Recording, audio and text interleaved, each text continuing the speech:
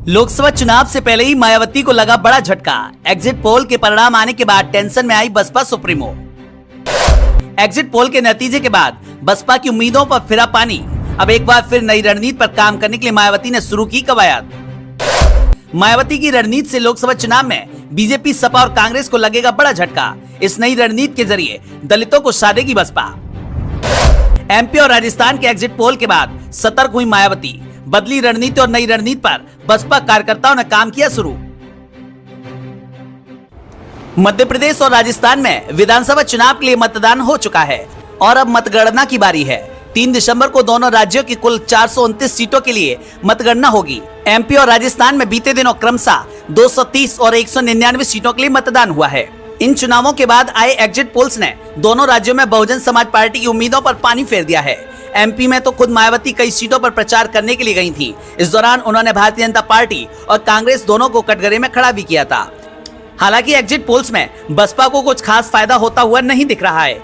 MP और राजस्थान दोनों राज्यों में पूरे दमखम के साथ चुनाव लड़ने वाली बसपा के बारे में अनुमान लगाया जा रहा है कि मध्य प्रदेश में उसे 2 सीटें मिल सकती हैं। अगर एग्जिट पोल के अनुमान परिणामों में तब्दील हुए तो इन राज्यों में मायावती को लोकसभा चुनाव के लिए नई रणनीति पर काम करना पड़ेगा।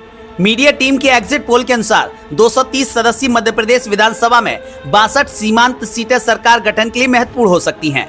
राज्य के 230 विधानसभा क्षेत्रों में से 62 सीमांत सीटें हैं, जहां सत्ता समर्थक और सत्ता विरोधी कारक 2 संभावनाओं को जन्म देते हैं।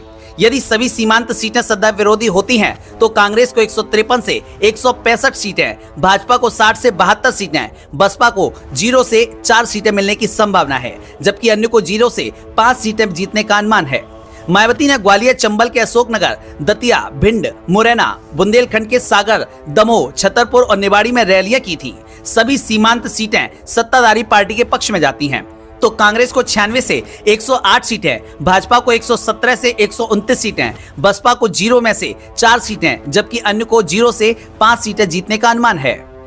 एग्जिट पोल के अनुसार समान वोटर शेयर के भीतर 62 सीमांत सीटों में से कांग्रेस को 23 सीटें जीतने की संभावना है, जबकि भाजपा को 34 सीटें जीतने का अनुमान है। इसके बाद 3 सीटें अन्य और 2 सीटें बसपा को मिलेंगी। वहीं राजस्थान की यदि बात की जाए तो यहाँ भी बसपा के लिए बहुत अच्छी खबर नहीं है। साल 2018 के विधानसभा चुनाव में पार्टी के 6 विधायक जीतकर सदन पहुंचे थे।